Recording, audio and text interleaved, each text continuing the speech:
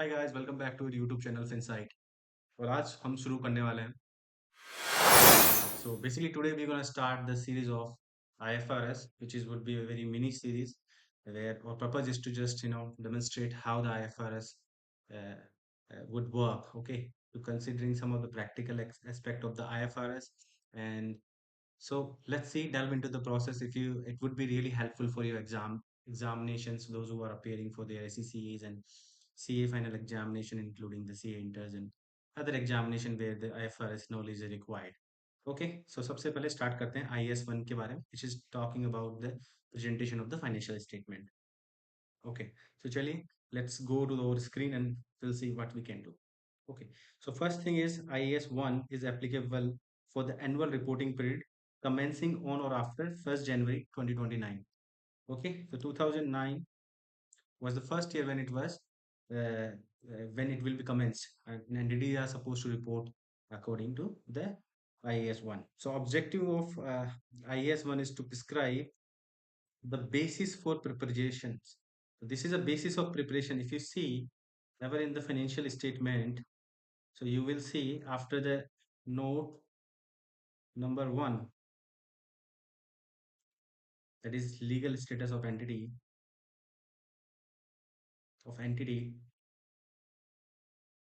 Okay, the second point is basis of preparation. Why we put basis of preparation? Now you would understand that this is enforced by the IAS 1. So you need to describe what is the basis on the which you are showing or preparing these financial statement and the presentation. So basically it talks about also the disclosure of items. Okay, so it talks about the basis of preparation of the financial statement. To ensure, why it talks about why there should be a basis of preparation of financial statement, in order to ensure the financial statements are comparable. Comparable in terms of company own past reports, past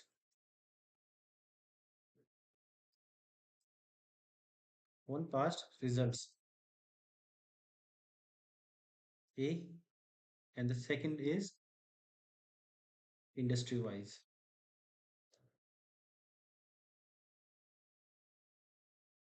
So you can do the comparison industry wise and the company's previous period reports and the results. So how the company has been performed very well. This was the comparability. The second point is also very important. Why it is? Because of uniformity. There should be uniformity while the financial statements are reported. Okay, at least at the industry wise, there could be some differentiation as per the different industries because of the reporting to the different stakeholders and their interest. Okay, and the objective of the entities and other things. But the uniformity is very important in the industry terms. Okay, so if the financial statements are prepared for the automobile companies, then what are the important factors that would influence the users of the financial statement must be taken care of, considering the industry also. So it set out the overall requirement for the preparations of a financial statement, guideline for their structure and minimum requirement. Okay, guideline, structure, minimum for the content. Okay, so what it says, so this is the component of the set of financial statement. The word set, when we say this is the financial statement, when it comprises the five elements or the five statements. One is statement of financial position, one is a statement of profit and loss and other comprehensive income, and the other one is SOCI, the statement of change in equity, then after CFS, statement of cash flow, and then notes to the financial statement. These are the set of financial statements that should be there always. Okay, the third statement of the financial position and associate notes where required. Okay, where there would be certain cases, then you need to put the other additional notes to make the user understand. what is your intentions. Okay, so this would be described basically under the additional note into the basis of preparations. Okay, like significant judgments, okay, and estimates. This is also would be part of basis of preparations because it's very much required to understand the financial statements. Okay, let's go to the next slide. So what is the general features of this standard? That fair presentation and compliance with the IFRS. Financial statements shall present fairly financial positions, financial performance, and the cash flow of the entities. An entity whose financial statement comply with the IFRS shall make an explicit and unreserved statement of such compliance in the notes. Okay, you see, basis of preparation section may you need to also put one point. That would be, if you have seen the financial statement, that whether the IFRS is being followed or not. If there's a material departure from the financial statement while preparing the financial statement, there is a material departure from the IAS, that you need to make a point of that also in the financial. So that is why you will see in the financial statement where whether it's an Indian accounting standard or whether it's IFRS or whether it's a GAP, whether this is being followed or not, you need to mention it out or not. Ideally, when there is a material departure from the IFRS, it is also part of the audit qualifications. Okay, and sometimes this could be very severe. Okay, so you may also you cannot give a disclaimer of the opinion, but there would be qualification definitely if there's a material departure from the IFRS. Okay, so you will need to make a statement in that whether you followed or not. Then the second point is inappropriate accounting policies are not rectified either by disclosure of accounting policy used by the notes and explainer. So it is standard again saying whether you are disclosing is not necessary only. Okay, you cannot justify just because of disclosing the accounting policy. Okay, you cannot justify the inappropriate accounting policies. It means inappropriate accounting not rectify either by disclosure of the accounting policy used or by not the explanatory notes. So understand one thing, you cannot waive off yourself to apply the correct accounting policies. In extremely rare circumstances in which management concludes that compliance with the requirement standard interpretation would be misleading, that it would conflict with the objective of the financial statement set out in the framework. The entity shall depart from requirement subject to the detailed disclosure, explain the details of the departure only in the relevant regulatory frameworks.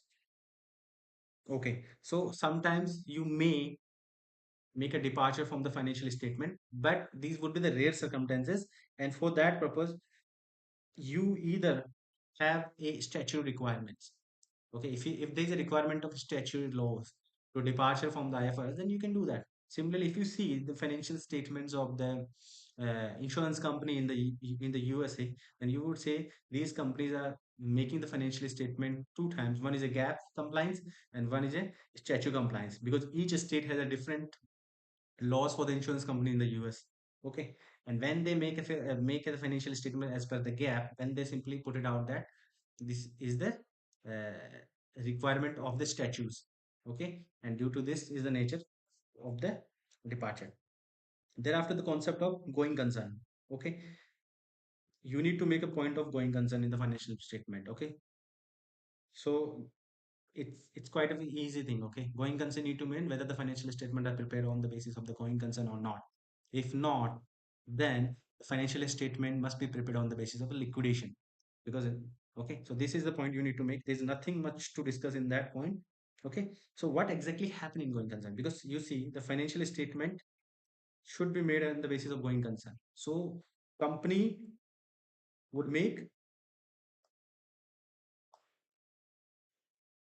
and auditor would do what? Since being an auditor, I'm also putting this point. We need to make assessment whether it's correct or not. Okay, these companies are saying that we are financially viable for the foreseeable future, and this is why we are making our financial on the going concern basis. Then, unless the management either intend to liquidate entity or cease to trading or has no realistic intent but to do so. Okay, so until unless company is not liquidation, this financial statement will always be made on the basis of the going concern. Or and then you see the financial statement not prepared when the financials are not prepared on going concern basis, the fact shall be disclosed and together with the basis of which the financials were prepared and the reason why the entity is not regarded as the going concern. Okay. So this is also will be put it out. Later on, we will see the financial statement actually. Then the next concept is accrual basis of accounting. You need to follow the mercantile basis of accounting. There's a two type of accounting that can be done. One is a cash based accounting. There's a accrual base of accounting. But IFRS has emphasized on the accrual base of accounting. It means you need to record your income and expenses on the basis of accruance rather than a receipt. If let's say you have made a sale, okay, then you need to book a sale instead of maybe the sales revenue would be coming into the next year. Okay. So IFRS 15 जो है which is talks about the revenue recognition. So you need to follow those standards. So it's basically talk about the financial statement preparation on the basis of accrual, except for the cash flow information using the accrual basis of accounting. Because cash flow information is it already talks about how the cash is moving into the business for the during the period or maybe for the particular one accounting year. So you need to show the movement in the equity part, investment part, and the operation part. Except apart from this, all the part component of the financial statement, that is the four, I mean the three, that is just SOKI, profit and loss account, and the other comprehensive income, and the balance sheet. These three items should be always made on the basis of what? Accrual basis. Okay. Consistency of the presentation. Consistency of the presentation is nothing but let's say if you have used accounting policy of the financial for the PP in the previous year uh, is one, then in the current year you need to same follow from the previous year. Okay, you need to keep a consistency because until unless you don't keep a consistency, how would you compare it? Okay, so consistency is a very important to keep the comparability. Understand why? Unless standard interpretation prescribe a change and alternative presentation for the classroom would be more appropriate. So you need to keep always consistency until unless there is a changes in the accounting policy and they need you to disclose also. Materiality and aggregation. This is very important aspects. So you see there's a financial statement. There's a lot of counting transactions happening during the year in an entity. So, but you cannot report each entities regarding policy, right? There is some item which are not material. So you need to understand. First, you need to determine the materiality of the financial statement. It could be like 1% of the revenue. It could be like 5% of the profit. Okay. And it could be more or less the materiality dependent on the user of the financial statements. So what it says, materiality of the similar item shall be, each material class of similar item will be presented separately in the financial statement. Item of this similar nature of the function shall be presented separately unless they are immaterial. So usually what happens when we make a financial statement, there's a line items. Okay. So let's say in a balance sheet, you are the PP is a worth of like a 10 crores. Okay. Then it's a very significant amount considering which thing you are comparing. Let's say total balance sheet item of the assets is 20 crore, then 10 crore is 50% of your total assets. So it's a very useful information for the user of the financial statement, and this is a very material item. Another thing is like there's some other current assets. Other current assets may you go inside of that and you will also bifurcate, let's say like other current financial assets, which could be like uh, some uh, what I call withholding tax of like 10,000 uh, uh, 10,000 rupees, let's say, or $10,000. Considering the 20 crore of total assets and $10,000 is very immaterial. Okay, but what standard says that because it's a tax line item, ideally you should report it. Okay, you should show it under the grouping of the other current financial assets. But instead of it's let's say some other receivables. Okay, in such a case, you don't need to just bifurcate that particularly, or just keep it clubbed with the other receive with the account receivable or something like this. It would anyway work. Okay, ideally. So this is the case. Actually, you should consider the materiality concept while deciding the your financial statement line items. Okay. So let's say that another example is like there's a very big company, okay, which has a good amount of depreciation on their PP. Okay, so you cannot club your depreciation with the other item. You need to separately show on the profit and loss account. And there's again concept like the finance cost. If there's a huge amount of finance cost, let's say uh, 1 million, okay, out of uh, let's say 10 million of the total expenses, 1 million is a finance cost. Okay, then you cannot put it in the SG&A, general and admin section, and just get away with it. Okay, you need to properly disclose in accounting policies how the finance cost is recognized and what is this, what is included in that, and let's say it's related to the lease finance, let's say it's related to some bank borrowings, maybe like term loan, or and maybe the bank charges also. So this include all of the component. Okay, thereafter you give bifurcations of these items into the notes to accounts. Okay, so this is how, and you separately need to show it as a particular different line item, okay, in your profit and loss account. This is how the materiality has to be understand. Okay. Thereafter, offsetting. Offsetting is assets and liabilities income are generally not offsetted until unless, because what happen if you offset the items, the user of the financial estate would not be able to perceive the impact. Okay, let's say there's a some item you have account receivable. Okay, then you can offset. It is allowed only for the ECL because net amount has to be reported into the financial statement, and that's particularly good. Similarly, like there's a assets and there's an impairment related to that asset, then again you need to knock it off. Okay, then you need to show the offset. But apart from these items, you need to offset. Okay, let's say example is deferred tax assets and there's a deferred tax liability. Okay, both should be reported separately in the financial statement. Okay, would it be? First of all, it won't be possible. I just want to check your knowledge if you are aware of, because there would be only net impact when you calculate the deferred tax assets and liability. Either it will be deferred tax liability or the deferred tax assets. Okay, so it is again allowed in the standard. There are some items which can be netted off and represented in the financial statement. There's some item you cannot do that. So offsetting, you need to read that. Affect the determine the ability to use it to understand the transaction, assess the future cash flow. Future obsolescence allowance as a inventories. Okay, provision for the inventories is also allowed. Doubtful debts allowance like ECL for the amazing net asset evaluation allowance and offsetting, because these are not offsetted. This is an allowances. Okay, not offsetting, because this is what we are expecting to recover from the account receivable. Then frequency it is reporting is simply like at least yearly.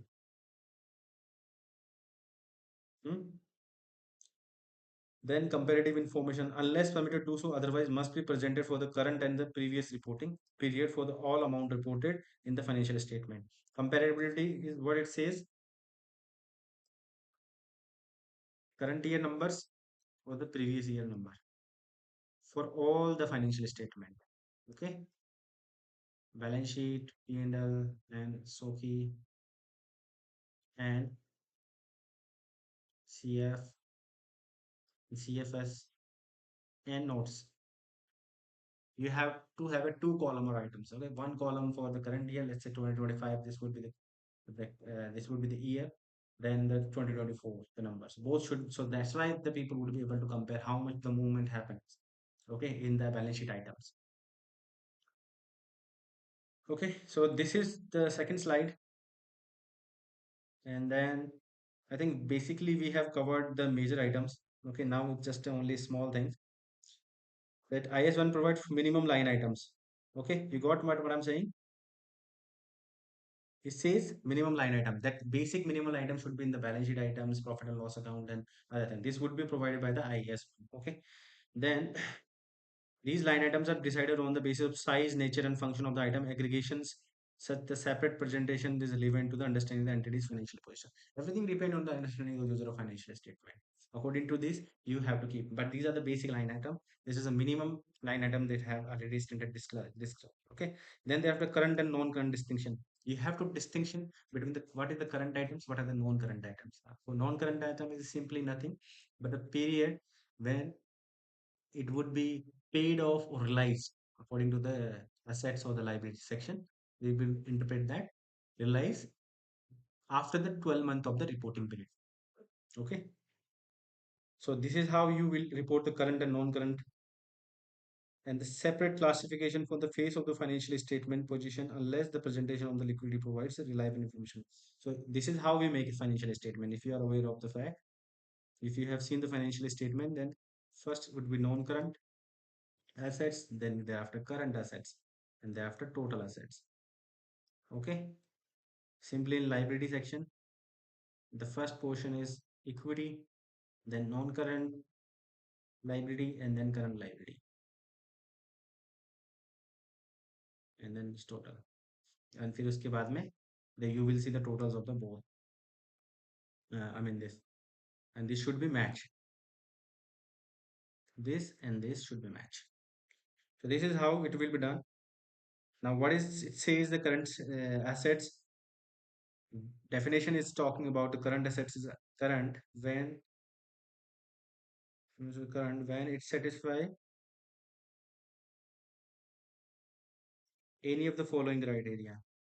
any कोई भी एक condition आपको fulfill करनी है उसके बाद में you can classify as a current assets. One is it is expected to realize intent to be sale or second it is normal operating cycle. जो कंपनी का this whatever we say like operating cycle,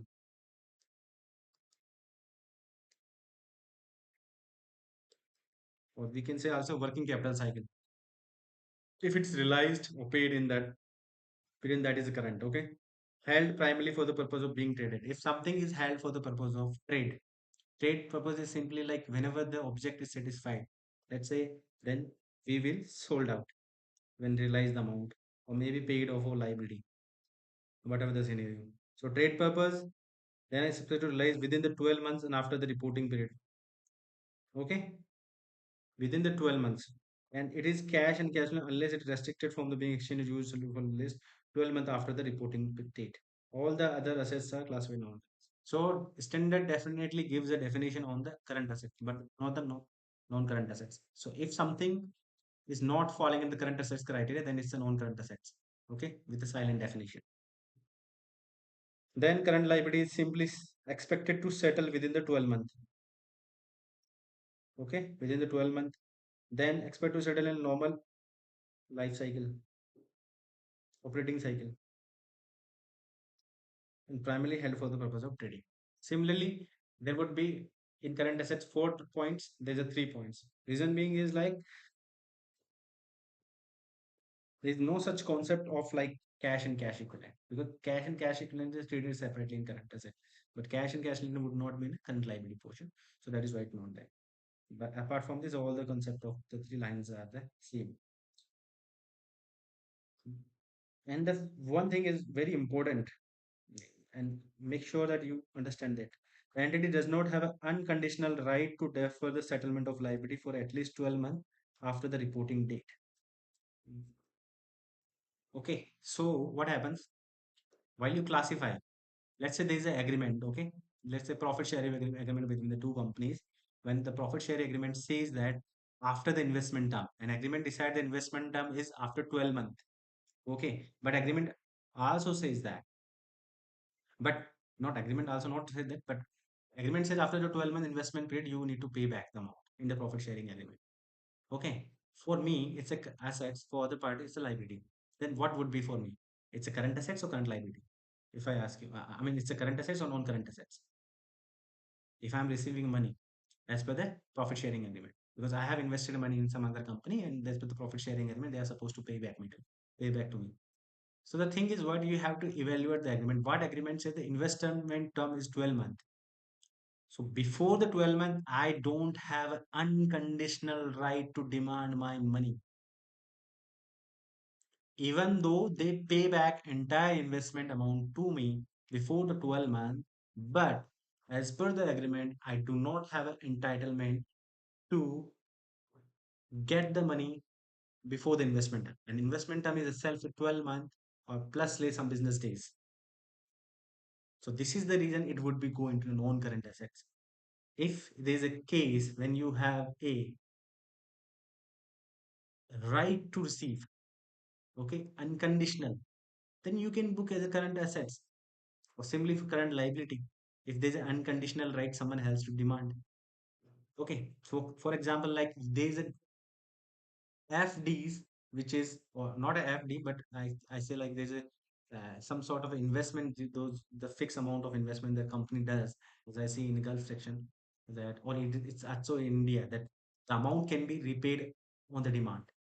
It's not a particularly average, say like 6 months or 1 year. Okay, that whenever you demand, they will pay you back money, and for that certain period of what we call is usually is a call accounts. Here we have seen this. There's a call accounts. Okay, current call accounts. If there's a money laid putting into the bank is like 100,000, then call accounts would give you interest. Okay, calculate every day's interest. Okay, it's like a, more or less like a money market instrument, a money market fund. So they will give every day recognize the interest, and every month they will give it to you. But you can call your money every time. You can liquidate your funds from the current account and you can get it into your main account. So in such a case, this call account would always be considered as a current assets, and for banks, these will be like current liabilities. Okay. Then the information to be present in the financial statements of the financial position or the notes. Okay, this is simply notes. We have already described you how it happens. Okay, nature and purpose of the each reserve within the equity section. If there's a statutory reserve, you need to put, like say there's a legal reserve, there's a requirement of CCL Oman that you need to make a 10% of the profit as a reserve. Okay, that's a legal reserve. Then it's you need to represent in the equity section. Okay, then details of each class of share or category. If there's a class of category of share, let's say category of A share, B share, and this category of the shares also has some voting rights, preferential rights with attached with them. So okay, accordingly you need to show it differently because it's very important. Then statement of profit or loss and others comprehensive income. There's a statement of profit. This you can make a single statement of profit and loss other comprehensive income. Usually in our company we make a single statement that we call a statement of comprehensive income. But you can make a two statement also, one for the profit and loss section, and the other is the second part beginning with the profit and loss account and displaying the component of the other comprehensive income. Okay. Okay. So then after the other thing is information presented profit and loss section and the statement of. So there's again the minimum items that needs to be presented in the financial statement of profit and loss account. List of the item that must be present in profit and loss section, which also talks about. Then let's go to the next slide. Apologies, but this I think it would be a big session, but let's start to do pretty fast now. Information to be present in OCI. So OCI may we will what are the information? So let's not go much detail here. I will simply explain it here. OCI will in OCI there will be few items will go like revaluation reserve, then change in fair value of share.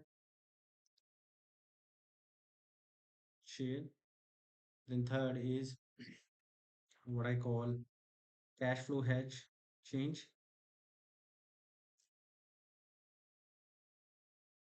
Okay.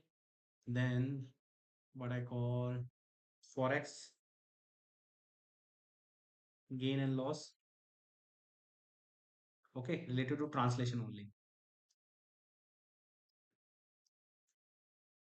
Then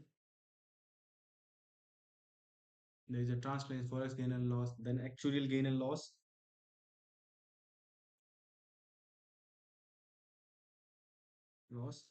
and tax related to these items.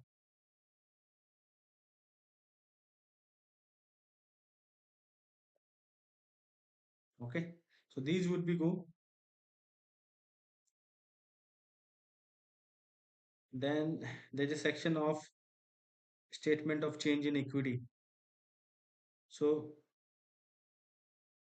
statement of change in equity, explain it to you here actually rather than giving so much lines items here. So it should be start with your opening balance plus previous year profit after tax. Okay, there will be share capital and thereafter retained earnings total. Okay, then for the current year you need to make add profit Share capital would be the same. Profit would be this. Legal reserve, closing. Same you will do for the totals. And this is how it would be reflecting in the statement of change equity. Okay. But also you need to show the OCI section. So you can put OCI section here. What the OCI movement happened. So let's say there's a revaluation reserve created this year. Then the transfer entry from revaluation reserve to equity portion would be reflecting here in the OCI section. Okay. It will not go to the P&L. Okay. It will not go to the P&L. It means understand the section. It will go into the OCI section. If you are making single statement, then you need to display or present your items onto the OCI section separately. Then notes to accounts. Then cash flow statement is very simple. Like you need to make a cash flow statement, and then there is disclosure notes, which is basis of preparation as we discussed, like going concern, whether we fall in the IFRS or not. Okay, the related interpretation is standard by the issued by the standard board. Then information required by the IFRS is relevant to the understanding the presented as significant accounting policies. Now it's not a significant. I think as per the recent updates, a material accounting policy, including measurements, relevant policies, understand.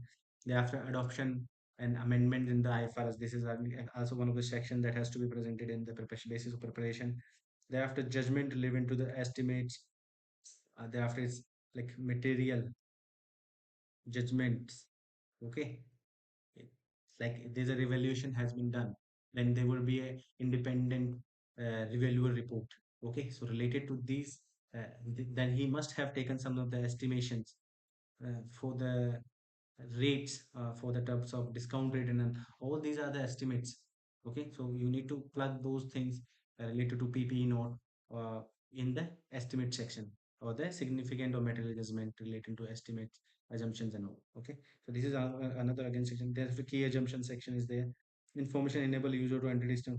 Thereafter, if currency related point you need to put here also, which currency which is your presentation in functional currency is that. Okay, this is again one of the point.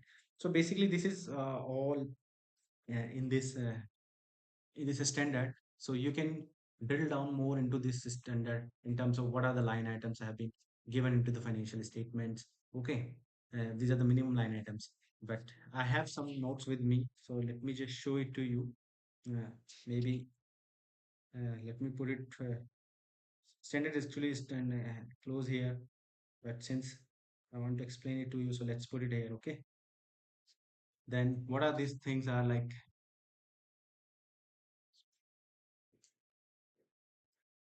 One is note 1. Okay,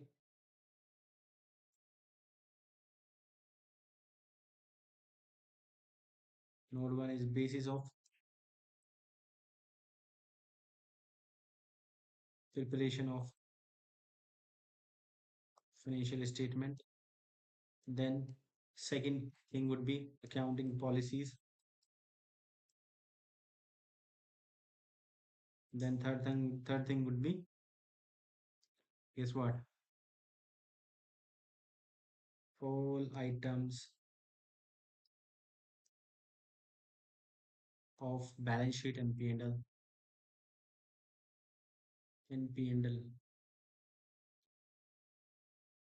related policies,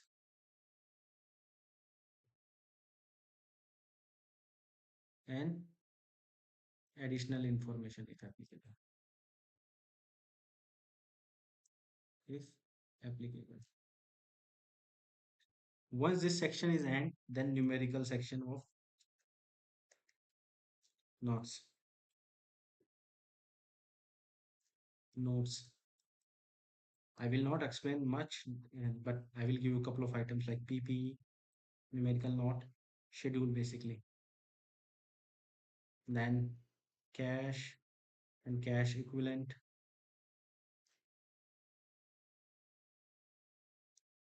Okay, then we call it other current assets. Then we may have inventories. Then we may have advances. Ideally, these advances would be in this other current assets category. So this is how we will see. Thereafter, there will be liability notes, section notes.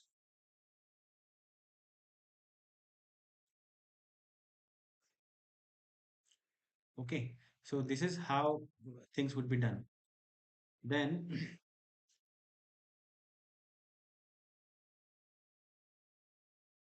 Fourth के बाद में हमारा next point ये होगा, वो होगा significant for material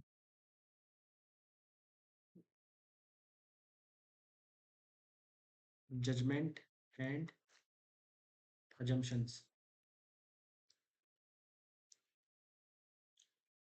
Then adoption of new and amendment of IFRS. You need to explain it actually, whether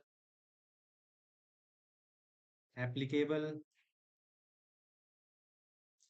to you or not. And little description which talks about like development. Then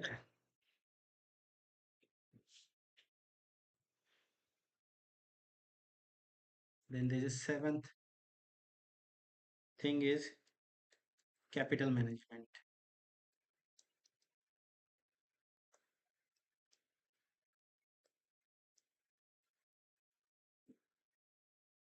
Okay, so capital management में usually we will talk about how the capital would be managed.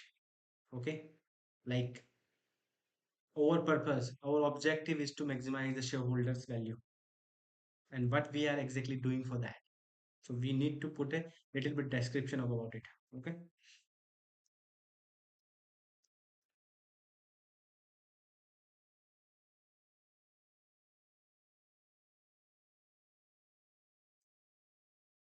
then our eighth point is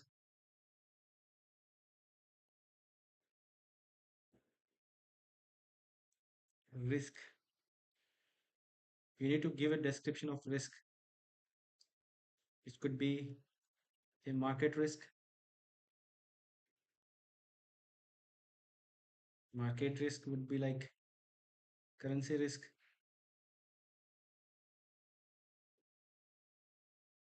interest rate risk.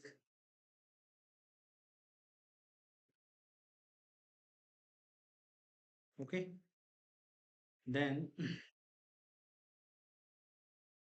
you need to describe the liquidity risk